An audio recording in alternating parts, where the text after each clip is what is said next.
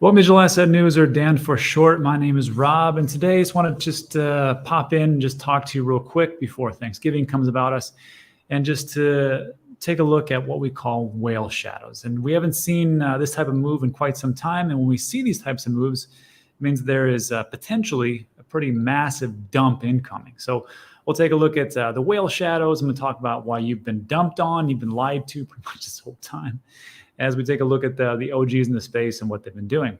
Also, we'll talk about how Binance is back in the saddle for Voyager. And then I just want to tell you an interesting piece that came about as far as diversification and centralization, and how even if you diversify, you could potentially lose it all. And of course, last, we'll do a little Q&A. So first things first, actually what I need to do is I need to talk to you about my audio. Some people have been complaining about the audio recently. Don't know what's happening with the mic. Who knows? So if there is something wrong with the audio where it sounds too echoey or it sounds too soft, let me know, because I just changed all the wires out and just want to make sure this is right. I mean, in all honesty, these videos, you could not even see anything. And the biggest thing that we could have is just the audio. So I think the audio is the biggest thing. So Tesla says there's a big echoey. Long time no see. And then also, yeah, of course, we're doing this video today impromptu. Of course, it's Thanksgiving, so congratulations for you guys making it. Thanksgiving is one of my favorite holidays because I can eat like a pig and have no repercussions. So I love these days quite nicely. So we'll do this before Thanksgiving dinner because I got nothing else going on anyhow, so might as well. Nice background today. Audio is good. Audio is fine. Camera shaky. That's because I'm shaky. Audio is fine. Okay, great. So maybe it's a little bit echoey. Echo, yes, but it's okay. Let's see. Let me try this. How about if I put it closer? Does that help at all? Or actually, how about if we do this and come here for the echoey? Yes, the echo is from the room, but I mean, is that much of a distraction? The question is. Yeah. Well, we'll see. Maybe we'll put some other things up. Perfecto. What did I do? I think if you just turn down the volume, that's the trick. Let me see something real quick. Sorry, we don't usually screw around like this in the videos. I just want to make sure I get this good. Great. Let's get to it. So the first things first. There was this piece that came about. Of course, it's Thanksgiving here in the United States. We should give thanks for the things that we have. And I came across this, which kind of sums things up before we get into the awful big bad thing that's going to happen, which I'll be honest with you, nothing really awful happens for long periods of time in the crypto space. If you don't like the price action or what's happening, just wait. Things will change. But I think there's a big dump incoming. But before we talk about that, there was this piece. It's from Matt Schnuck, entrepreneurship, Twitter extraordinaire, stuff like that. And what he talked about was, he said there's a famous researcher, I think the guy's name was on Stutz, and he predicted the divorce rate with 91% accuracy. So if you're married, listen up. This guy, I guess, marriage counselor, therapist, he could predict with 91% accuracy who was going to be divorced and who was not. And really what it came down to, it was if the people in the relationship had contempt versus how much they actually showed they were grateful. So the people that had a bunch of contempt for their partner over a prolonged period of time, almost all the time they would get divorced. And of course, that's like, contempt is like when you have an air of superiority and you think that you're right over someone who think that's wrong. You're somebody in contempt. And of course, with this one, the ones that he showed, they could cut through the negativity to show gratefulness, or just being grateful in general, were the ones that would actually save their marriage and go forward. And I thought about it would be a perfect idea for today, because today is a day to give thanks, right? To be grateful for things we have. Look, I know this market has sucked recently. Let's be honest. However, think of it this way. Are you above ground? Meaning, are you alive? Well, probably if you're listening to my video. Also, remember this. Normal people have thousands of wishes, and a sick person only has one. So if you're a person that isn't tremendously sick or battling some type of disease, consider yourself fortunate. Also, remember this, we are in a bear market. So if this was any of the time to build, it is right now. I know we talk about this, but this is where I made all my money in the crypto space was during these bear markets. So I know right now it doesn't feel like it's the great thing of all time. I thought the same thing in 2018. I thought that my crypto investing was over. However, here we are making things okay. Here we are in Puerto Rico. So I just said like this, I was like, look, I'm grateful for, of course, my health, my friends, my family, the people around me, but I'm also grateful for the collapses and things that I've learned. I said, I'm grateful Celsius collapsed. And I'm grateful it happened to me, not to you. I'm grateful it happened to me because now I know what to do in the next run, even in the next run up. And I said, I'm glad it happened now at our crypto market cap of what it is, rather than it happening when the crypto market cap is 10, 15, or $20 trillion and I lose it all at that point. So there's always a silver lining, always things that are going on. So I want to talk to you about that first before we talked about the big bad, which is whale shadows. So I get this alerts from Look Into Bitcoin. And Look Into Bitcoin, there's a link in the description, or you can just type it in lookintobitcoin.com, whichever. And it said, alert, whale shadows are in play. This is one of the most massive whale shadows that we've ever seen last couple of years, which usually signifies a incoming large dump. So what this is when wallets, and take this with a grain of salt, because you can move things from wallet to wallet. Like I can move my Bitcoin from MetaMask wallet to my ledger, and my ledger to an exchange, then off the exchange and some other wallet that I create. I could do that. And that would be not a big thing.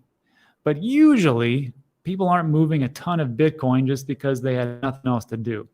So as we know, these whale shadows, it's an indicator that shows when Bitcoin has not moved on chain for many years. And when it finally moves again, and they break it down into 10 years, 7 to 9 years, which is what they show right now. I'll get to the other part, 5 to 7 years, 4 to 5 years. So right now, today, we have one of the largest movements. 10,000 plus Bitcoin has moved from one wallet to another. Does that mean there's going to be an impending dump? No. It's just that usually when these things happen, there is a dump incoming as a wallet that isn't designated per an exchange, which hasn't moved in 7 to 9 years. Now all of a sudden just moves. Usually they move it to exchange. Usually it sells, but not all the time. So take it with a grain of salt. And that's in, I guess that's purple. And then down here is if you have 10 years or more, and only 209 have moved. And that was yesterday. Crazy, right? And this has just been happening, and we've seen this happening recently. Quite a bit. I got to say, it's a lot of Bitcoin to move in one day for someone who hasn't moved in 7 to 9 years. However, when in doubt, zoom out, right? So what we're going to do is, that looks pretty awful, but let's zoom out. It's not that bad. However, if we take a look over here, we can see that it hasn't happened like this since whenever this is, 2022 in some time frame, but it's happened before. And it's happened when we see like this happened, and then what happened? A big dump happened here. And then of course, what happened over here, there's like a little bit of an increase in price. And then of course they sold and big dump. And now we're here, it's dumped again, and we're on this point. So expect another dump potentially. But the one thing that got to me when I looked at this is that there's this phrase called diamond hands. You should diamond hands. And it works for some, doesn't work for everybody. Oh, sorry, Kiwi. I should probably get you out of there for a second. And isn't this Mt. Gox coin? No, it's not Mt. Gox coins. I mean, it could be, I don't know, but every time there's something that someone says, oh, it's Mt. Gox, it's Mt. Gox. I've been listening to that for like 5 years straight. Mt. Gox happened 2014. They haven't done really much of anything. So no. So anyhow, when I take a look at this, and I kept hearing about diamond hands. So OGs in the space, and I'm not saying all OGs, I'm just saying people who have been around for quite some time. See here in 2017, when there was a big run up in the price, what happened? What happened? Well, there was a big move of somebody, and a lot of tokens, a lot of Bitcoin was moved onto exchange and dumped. And around this time when the price goes up,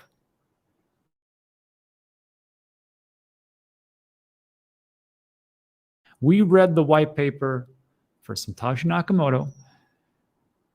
It was 9 pages long, and it said very specifically, Bitcoin, it said nothing about store of value. You can make it a store of value, that's fine. But it said, essentially, it is for a peer-to-peer transaction. That's what it was, a trustless peer-to-peer transaction. So if you want to sell your Bitcoin, go right ahead. I'm not here to fault you. I applaud you. Good for you. If you want to use it for the peer-to-peer transaction, maybe you have to change it into dollars first because people don't take Bitcoin, whatever. But I'm just saying, like, if you don't think that people dump on you, it's not true. When people are moving here, again, grain of salt, doesn't say they're moving all, or they're selling all the time, but you've got people 10 years here, 10 years again, and then the last Bitcoin bull run up, 56,000. What do you see a bunch of? Whales moving their Bitcoin, whales moving their Bitcoin, whales moving their Bitcoin. So when I take a look at this, just take that, diamond hands stuff with a grain of salt. It works for some. And I think those are the ones that are the most vocal. But again, it's up to you to decide what's the best thing for you and your family for crypto and digital assets. And on top of that, I know that, so what I'm saying is that I think we're going to see a dump incoming. I think there's going to be more problems on the horizon. We've talked yesterday, the 10 and the 2-year T-bills have flipped. Actually, the 10 and the 3 months have actually flipped. So a recession is imminent between statistically 6 and 24 months from now. But I think it's going to happen in 2023. I just want to remind you of something, that yes, bad times are here. Yes, there are problems afoot. Yes, we have issues. And yes, of course, we just saw that whales will dump on you. However, remember this. I'm here for the long run. You probably are too if you're listening to my channel. You don't do a lot of trading because I don't do a lot of trading. That's just usually how it is. Remember these prices. Bitcoin price on Thanksgiving. In 2010, it was 28 cents. Not too bad. 2011, $2.49. 2012, which was the halving, it was about 12 bucks. And then what happens after every halving? Usually, the last 12 years or so, we've had an all-time high, 813 bucks. And of course, the top was in December, which was around 1,000. 2014, of course, you have a dip and a reset. 2014, 376, then 328, then you had another halving, 739. 2017, what do you have? All-time highs. But this is in November. That was 8,700 bucks. In December, it hit almost 20,000. Remember? 2018, dip, 4015. 2019, little reset. 2020, had a halving, did we not? 2021 had an all-time high, did we not? 2022, as far as Thanksgiving, this is what we're at. Roughly 16,000. I don't know what the price is right now. I have no idea. Which means if history does repeat itself, 2023, it's going to be a dip or just trade sideways. And that'll be plus with the recession. So I personally think we'll probably go down even more. Remember, Bitcoin hasn't gone through a recession, but Bitcoin also didn't go through a pandemic, and it worked out just fine. 2024, we'll probably have a halving. Actually, not probably. We will have a halving. What am I saying? And then 2025, maybe an all-time high. The thing is, I just want you to remember is that at some point, there's going to be a spot where maybe you want to sell and things like that. There are things that you can look at, which I talk about in great detail in my exit strategy. But one of those things I like to take a look at. Let me go back here. Whoops. I like to take a look into Bitcoin. Also, I lean heavily on Ben's site into the cryptoverse. And we can very simply just look at this one, MVRVZ, which is the market cap, the market value versus realized value whenever it loads. I guess it's have a little bit of a problem today because everybody's looking at the same thing. I'll get back to it later. So we can look at that. We can just see like where things are. And it's very simple. When things get overheated, you sell. When things are in value territory, maybe you want to consider loading up. Just depends on what your personal preference is. And we go from there. So is this going to load today? Maybe not. Oh, well. You know, where a good place to go is take a look at those. Let's see. Maybe it's just my internet that sucks today. No. No. I don't know if you've heard about this website. Dan Dieters Crypto, 100% free, all that great stuff. But in chapter or module 3 in investing, I talk about it. Let's see. So yeah, here's an example. NUPL, where's the MVRBZ score? I doesn't really tell you that. Anyhow, when things go up, time to sell. Things are in the green, maybe time to accumulate and off there. Also, take a look at this video when and why I'm selling, because I don't know if the dates are right, but I can tell you that the charts will tell you when things are overheated, and the charts will tell you when things are ice cold, and that's the time to strike. Anyhow, let me know what you think about that in the comments section. I think spend a little time on that. Now let's go to son of a gun. Some good information, some good news. This is from friend of the show, Tiffany Fong. If you don't follow her for all the great information as far as like what's going on with Celsius. Also, she just had a phone call with SBF. That was an interesting topic. And then she just sent this over via Twitter. And it looks like Binance is back in the saddle. Looks like they want to buy Voyager. And what a good pickup, matter of fact. So just take a listen. This is 10 seconds. I'm not going to bore you. So take a listen. Binance US will make another bid for Voyager now, given FTX is no longer able to follow through on their commitment. So we'll see how that plays out. That's all I want to show you. So great. I have some crypto left on Voyager. So hopefully Binance can buy them out and become a monopoly. So I really don't care at this point. So just make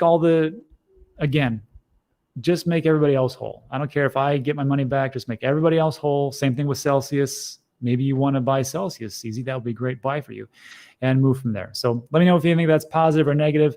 And lastly, and this is most important, I think, I mean, besides the mentality of where you want to be as far as an investor, even with all the diversification in the world, you can still lose everything. This is, I don't know who this was, and I don't even know if this is fake, honestly. It could be fake, but the lesson is real, which is even if you diversify in the junk, in the trash, or into scams or whatever, or just projects that were promising and aren't, just don't make it. Just know that you can diversify and you can still lose everything. This is Quentin. He says, hey, pro tip in crypto. This is from June 28th, 2022. This has got to be a joke, first of all, because June 28, 2022, that was after Celsius collapsed and after Terra Luna. Correct me in the comments section, but I'm pretty sure June 22nd was when Celsius cut off all of their withdrawals. So the lesson still makes sense. 25% in Celsius, 20% in Terra Luna, or 25% in Luna, 25% Luna, 25% Terra and Anchor, and 25% in BlockFi. I don't think BlockFi had really had a problem at that point. But again, the same thing goes, right? Be careful with what you invest into. And if you don't feel this is right for you, then maybe this isn't right for you. Let's be honest. It's not for everybody. This is high stakes gambling at its finest, my friends. And that is crypto. However, if you screw up on 10 and you just nail one, the one takes place of everything. So just remember that. If you think, man, I lost everything, it's not a big deal. Just remember, diversify. Well, there's another phrase, which I never really agreed with, but I could see the point, which is concentration gains massive wealth, and diversification keeps wealth. So for me, you could concentrate your crypto and your funds into one specific project, which a lot of people did that. They did that in Luna. They did that in Voyager. They did that in Celsius. Look where that got them. I just don't agree with that comment. I think that's just safer to diversify. Maybe I'm wrong. Correct me in the comment section. So for me personally, this is where I'm diversifying. And I think we've talked about this many times. I got a lot of cash. I got some stocks. I have 1% in stable coins, 3 to 5% in some DGen plays, around 4% in the Masterworks, which is fractionalized shares of artwork. Again, those are regulated and they are poised with the SEC.